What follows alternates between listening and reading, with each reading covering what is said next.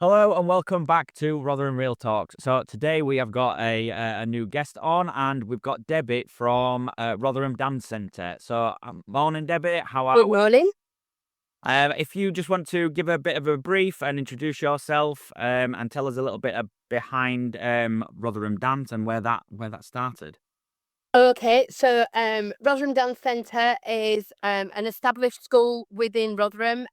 It's been established since, not mine, since 1947. It was actually my parents' school before it was mine, and I took over in March 2015 when my mum passed away. So yeah, it's a bit of a generational thing, to be fair. Wow. So Uh, yeah. So do you want to tell us a bit about that then? So when was it your mum and dad together? They did it, or was it more? it was just my mum, but it was her nan's before hers. So it's kind of been passed down along the line. I've taught within the school for the last 37 years, but it's only been my sole responsibility for the last 10. Wow. So yeah, it's a very family orientated school. Um, we, we don't. It's just like an extra family, really. To be fair, it's very inclusive, and we don't turn anybody away regardless of the needs. So yeah, That's been a massive part of your family's history as well. Then a massive part. Yeah. so was it your nan then that was she got the idea of setting up the up to Well, the she was the actual founder in I think something like 1928. So that when she set the school, and then my mum took over in 1947, and and it's I think when my nan first took over, dancing wasn't really. I think it was slightly frowned upon in those times. It wasn't really for young ladies to be, dancing and things like that. right? And so she was proper stepping out of her comfort zone, I should imagine, as well. Yeah. Wow, that's a massive bit of history there. So yeah. It wasn't like you wasn't going to do anything else if you had to follow in the Absolutely footsteps. not. It's been a massive part of your life. I have had other jobs in between. Just dipping as a teenager, probably just dipping in and out. As other things become more interesting. As they do, and then kind of finding a real passion for it. In probably my early 20s. Yeah. Brilliant. Wow. So, well, yeah, let's skip the next question because it's not what inspired you to open the school. So it was your nan and then your mum, and then you've taken over. Yeah. So what was your reasoning? Did you not want? Got you got involved, obviously, in your mid-20s, and you got that. I'm guessing you got that bug, and then you Yeah. got that real passion for it, and it was clear that you wasn't going to do anything else after that. Yeah. So what was that spark that said, yeah, actually, I'm going to take over from my mum? I think it's the enthusiasm that you get from the kids. They kind of you feed off their energy, and they give so much back. They You can't help but not be engaged with the kids, especially because we take them from such a varied age group. We take them from 2.5. So a lot of kids, I know, a lot of the kids we have at the studio, we have them before they go to school, before any other kind of educational. So it's they're quite formative years, really. And it's all about learning discipline from a quite early age. Although sometimes with the under fives group, it can be a bit Yeah, like, sure. well, these quittings. It's not an easy task. Um, so yeah, and just seeing them kind of like grow and flourish in quite a very nurturing environment. Yeah. Yeah, it must be nice to see that development from say call it 5 years old Yes. up until into their teenage years and then like into their 20s. Um, Yes.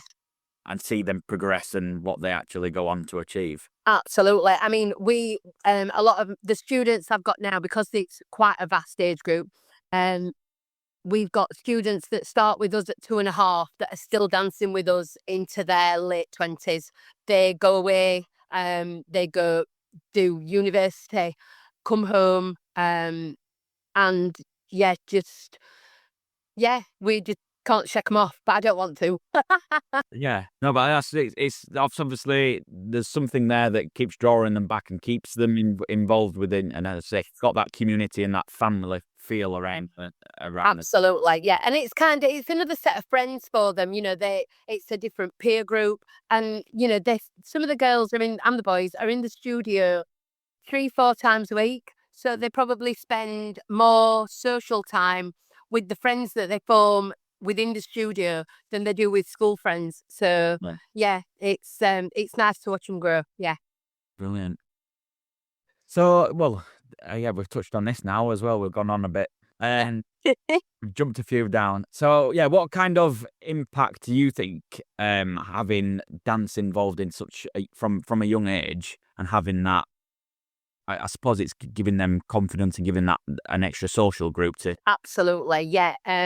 So a lot of the kids that we have come through the studio, they come in quite shy, bit reserved, especially the younger end, the 2 to 5 years age group, because a lot of those now are COVID babies.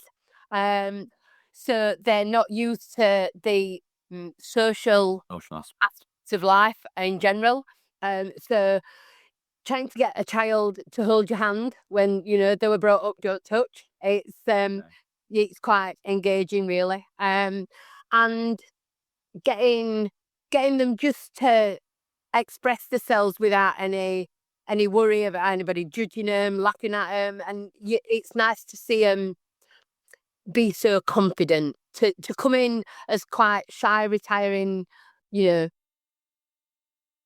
I don't know, just quiet little children, and they leave quite. Yeah, because it's from such a young age, you're probably you're involved, like say preschool. So Yes, it's you see their development, and I suppose they go into school a lot more instant, because they get skills that they make normally don't. Yeah, they're not they're not socially awkward. They're quite happy to walk into a room full of people that they perhaps don't know, and be quite forthright. Hello, kind of.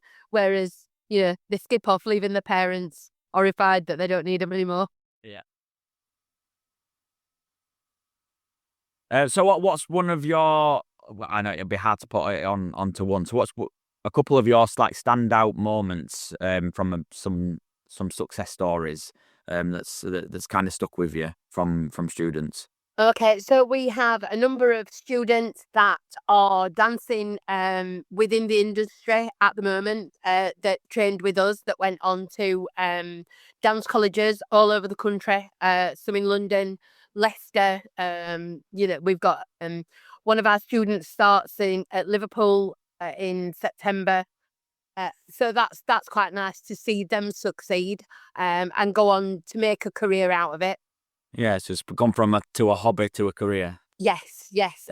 And we one of the first college students that we had has returned back to the studio and is now teaching for us. So that's nice. And to see them, even though they're away Monday to Friday and they're still in the studio on a Saturday morning, because they still want to come. So that's a bonus for me.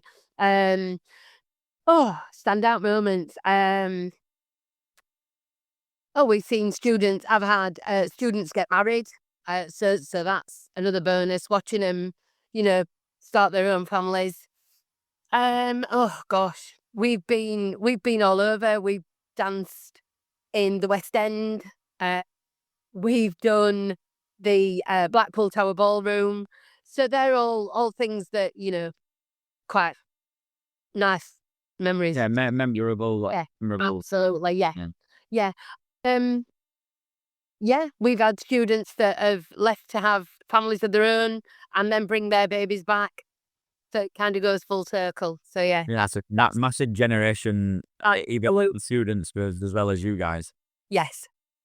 So do you do regular like competitions and stuff, or? So we don't do competitions because I don't feel that competitions for my students are the right thing. It makes them competitive against each other, which is not always a bad thing, but sometimes it doesn't always bring out the best values in some people. So I get that. yeah, it's not something we do, but we a very busy calendar. I don't if we was to do them, I don't quite know where we would squeeze them in. But yeah, because we do lots of events all through the year. We're doing Rotherham's Got Talent later this year. We've got an audition for that. We auditioned last year and got through to the final. We're doing Alton Towers in October for the Scarefest. We were asked to go and dance there, so that's quite a busy time. And then we do exams and other, we do a lot of charitable stuff. We do things for Cancer Research UK. We just, yeah, You're it's always everything. Always busy, yes. practicing and putting shows on for everybody. Yes, we do 3 shows a year. We do one in March, one in July, and one in December. So yeah, and then everything else has to fit in between. So yeah. Yeah, you're always on your toes then, literally. Absolutely, yeah. Never a dull moment. Well, that puts us nicely. What does a typical week look like down at the dance centre? Oh, it's crazy. From beginning to end, our week is utter madness. So we run classes 6 days a week. All right, okay. So the only day I get off is Sunday. And all the age groups are in across the week. So yeah, it's a typical day probably starts from about Monday to Friday from about 3:30. Depending on which age groups we've got in, can be anything finishing at 7 to still being in the studio at 9:30. We're there all day Saturday, and yeah, Sundays are just a bit of a chill day, unless we've got an event, and then it's just roll on. Yeah. So what that'll be? What do you do to try and switch off a little bit then? Because if it's quite full on all the time, what do you like to do on a Sunday to relax and? So Sundays are just normally a bit of a lazy day. I just get up, potter about, at my leisure. But then there's always the dance element that creeps in. I don't ever really get to switch off. The mornings are normally quite lazy, but then I'm just like, well, I'll just do this. I'll just fill that in, or I'll just contact so and so. And it's yeah, I don't think when you're self-employed and you work for yourself, I don't think you ever get that downtime. Even when you think you're relaxing, you are always thinking about, what could I be doing?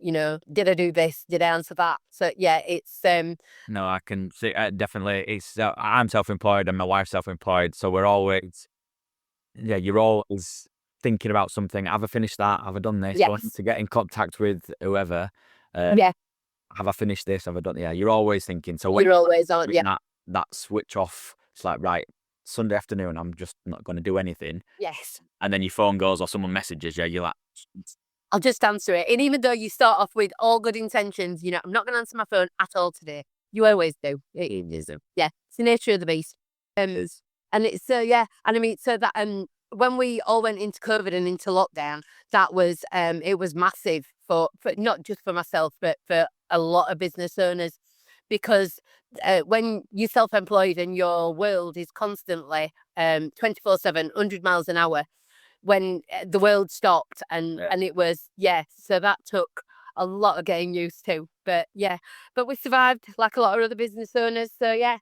Let's touch on that then. It sort of puts on a bit of like resilience of absolutely yourself and the business. How did you cope through the COVID times? Did you put like online classes and? So we did Zoom classes for the students, which were they enjoyed them, and it was equally as nice for me because I still got to speak to them. And so I think the classes, we perhaps danced for about 15 minutes and then chatted about what they've been doing for maybe half an hour. So it was social aspect and watching everyone dancing around the living room. Absolutely, yeah. And the support I got from the students and the parents. Because without those, I don't know quite whether my business would have survived. Because we rent a space within a space, so we don't have a rateable value. So we were kind of like the last ones to be looked at when they were issuing the grants. So my parents paid their fees all the way through voluntarily. So yeah, kept us afloat. Yeah. So where is the base then? So we are in the storeroom on Fitzwilliam Road, next to the fire station. Yeah. We rent a space in there. It's just a storage unit. But it's quite a large space that we've got. And we have 24-hour access. The manager just lets us come and go as we please. We've got sets of keys for everything, and it enables us to, to do what we do 7 days a week. In another space, I'm not really sure we'd have that luxury. Yeah, if you So yeah. No, it sounds like you've got that cracked down then, so you Oh, can absolutely. come and go as you need to. Yeah. Yeah. Yeah. No, that's really useful. So how do you keep the engagement across such like a vast age group, and obviously there'll be different abilities across that age group as Yes. well? Yeah. How do we keep that engagement? Do you have like set sort of like under fives, 5 to So we have set age groups. So we have the babes are 6 years and under. Then we have a junior group, which is 7 to 11 years. Then we have an intermediate age group, which is 11 to 14. And then we have a senior group, which is 14 and over. And then we have an adult class. So yeah, we try.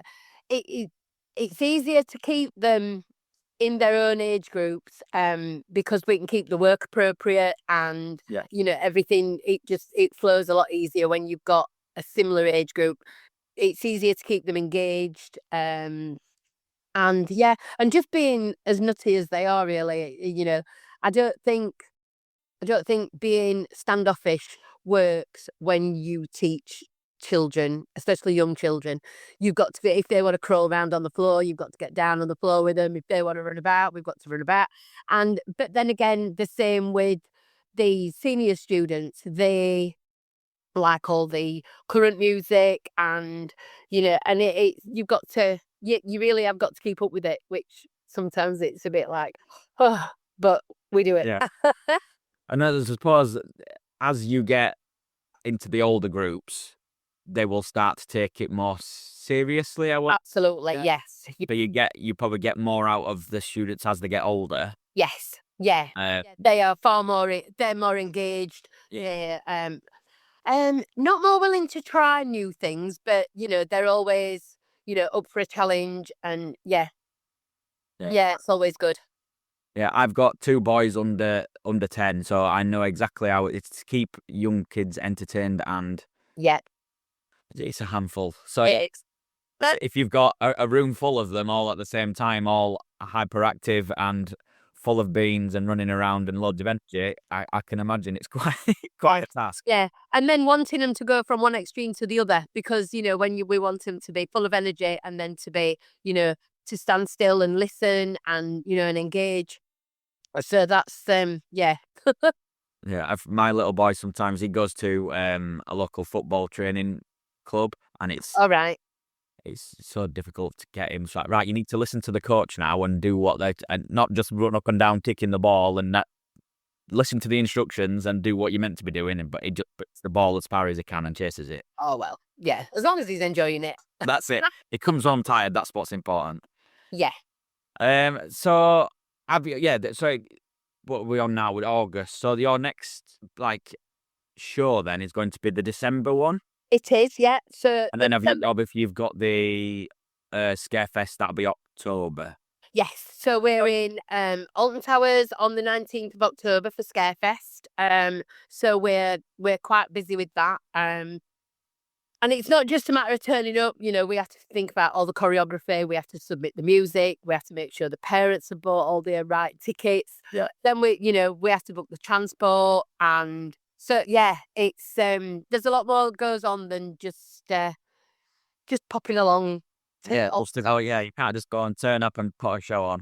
Yeah. So are they the two big things that you're focusing on at the moment? Is obviously the Alton Towers, and then the Yeah, we've got the show, well. the Christmas presentation. Yeah, in between that, we've got the association that we belong to, which is the British Theatre Dance Association. I was asked to represent the Yorkshire area, so and it's kind of like to make sure all the schools are engaging within my given space, and so we've got of an open day on the 23rd of November at the Lyric Theatre at Dinnington, where there'll be quite a few schools from our area, and they'll all meet and we'll do dance related stuff. Is that So, from all over South Yorkshire, or is it Yorkshire as a whole? Yorkshire as a whole. So yeah, so they come from oh gosh, I think the furthest one we've got is I want to say kind of like Bradford, Leeds, but then we've got a school in Middlesbrough who doesn't fall into anybody's category, so they're coming down to us as well. So yeah, They've joined the best one, haven't they, at York? they have definitely, absolutely. So yeah, so I'll be plate spinning, trying to fit all that in, and making sure everybody has a good day, takes a nice report back, and So got some nice things about the South Yorkshire area. yeah, what's the purpose of that then? Just to give them all the dance schools that's part of the association to time to engage together and collaborate. So it's more. So it's there's lots of different aspects to it. So it's a bit of a social meeting where the teachers can get together, exchange ideas, and just general chat. What they like, what they don't like. We do some with some graded work, so that Right. they're keeping current with the graded work that comes with the syllabuses, and then we have a couple of fun classes, and so yeah, that's and it's a really nice day, and the students get, even though they come from all over Yorkshire, they all get on really well, and they're friends, Facebook friends, Snapchat friends, whatever they are. So yeah, so that's nice to see as well. So it's an even broader circle of friends. Yeah, you build that even bigger community than what you've already got locally. Yes. Especially with people when they do go off and do university courses. Yeah. They will already have them connections, because more of the same people will probably go to colleges and universities. They'll always have that friendship group already. Yes, that's familiarity, isn't it? So they're not walking in completely kind of like friendless. They've got somebody. Yeah, they've got that network already. Definitely. Yeah. Yeah. So that'll slot in between. And yeah, and then before we know it, it'll be January and Start again. oh. So do you? When is the Christmas theme show then? When's that, and where's that going to be? And is the tickets for that? Can people come along? Yeah, absolutely. So our Christmas show, it's a fundraiser. We use the Christmas show. It's lots of fun, and we try and raise as much money as we possibly can, and it goes back into the pot, and it pays for costumes for the kids, because dance can be, depending on how serious your child is about dance, and some kids just do a little bit of it. Some kids have got the finger in every aspect to dance. So you it can work out quite expensive. So if we can raise money to help provide, the student, to ease the pressure off the parents with the costumes, or like the coaches for Alton Towers, they'll be paid for out of money that we've raised. So we use that, and we do it at St James's Church. It was one of our parents who is quite heavily involved with St James's Church at Clifton, and she said, "Oh, why don't you have it at the church?" So again, we go in, we move everything round, we move all the chairs out the church and set them up how we want them, and the kids dance, and the tickets. I think the tickets last year were a fiver, and it's a full evening of entertainment, and we do a raffle, a tombola, and yeah, I mean, I think at most, I think we've probably raised about £1,800 on one night. Oh wow. So it does cover quite a lot for the kids. So this year it's at St James's Church. It's on Friday, the 28th of November. It is a little bit early, but obviously we have to be, because they let us use the church for free, we have to be mindful that when they're coming into Christmas, they have their events. So Yeah, the church is busy. yeah, absolutely. So yeah, and it suits us because we avoid their parents, on work's Christmas dues and or can't make it, and Yeah. so yeah. So it takes the clash out of it, really. Brilliant. So yeah. So yeah, it leads us nicely then to the last bit. So if anybody does want to get involved or is interested in any of the age groups, what's the best way to get in touch with you and the studio? So we've got a couple of social media platforms. We're on Facebook and we're on Instagram. Both platforms have got my contact details on, so they can either drop me a message through either of those, or my mobile number's on, or my email address. They can contact us through that. I'll send all the relevant information. There is a generic thanks for messaging, and I do try and respond as soon as I can. But obviously, if I'm in the studio, it can be Yeah, a bit later on in the evening, but I do try and respond as quickly as I can. Or just if they just want to pop in, that we have leaflets with all our timetables printed on, and they have a look around the studio. So yeah, absolutely. So we'll make sure that all your social media platforms, your links for your Facebook and your Instagram are in the show notes, so people can quite easily get hold of you if they want to. And yeah, but I look forward to seeing the other bits and bobs on your social media when you go and do your next events. Especially, I'm sure the Scarefest will be quite a good. I can't wait. I can't wait. I'm sure everyone's excited about that one. And then obviously the Christmas show later on in the year. That'll be a good one. And then hopefully people can, well, everyone knows when it is now. Yeah.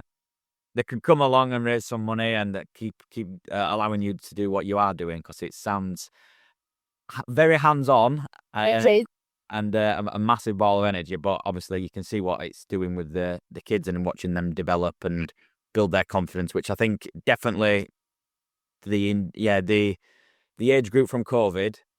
Yes.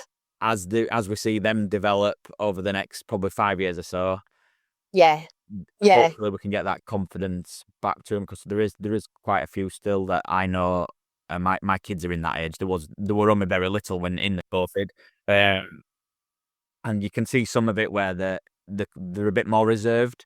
They are in social settings. Yeah. And the older kids, you can see that. Well, they probably enjoyed the COVID because they were just at home playing on the screens.